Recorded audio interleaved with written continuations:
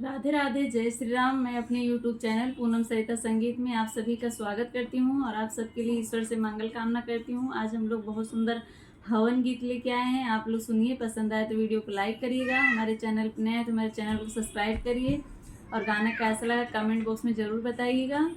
और आप लोग अपना आशीर्वाद बनाए रखिए हम लोग के ऊपर और आप लोग ज़्यादा से ज़्यादा सपोर्ट करिए अपनी बहन का।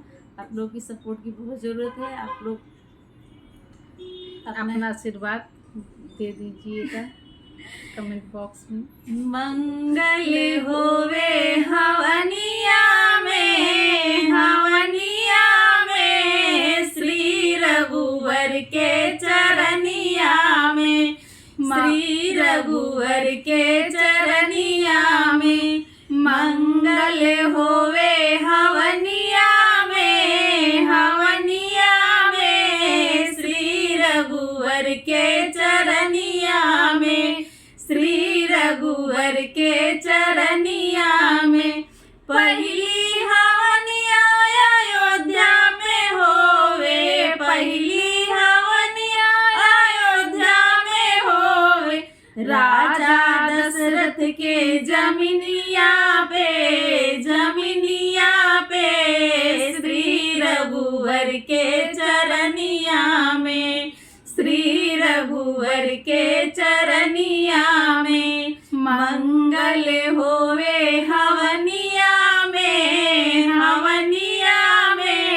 श्री रघुवर के चरनिया में, श्री रघुवर के चरनिया में। दूसरी हवनिया जनकपुर में होवे, दूसरी हवनिया जनकपुर में होवे। राजा जनक के जमीनिया पे श्री रघुवर के चरनिया में, श्री रघुवर के चरनिया में। मंगल होवे हवनिया में श्री रघुवर के चरनिया में, श्री रघुवर के चरनिया में।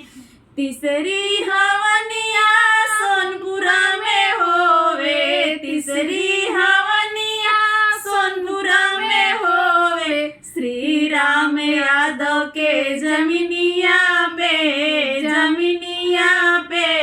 श्री रघुवर के चरनिया में, श्री रघुवर के चरनिया में। मंगल होवे हवनिया में श्री रघुवर के चरनिया में, श्री रघुवर के चरनिया में।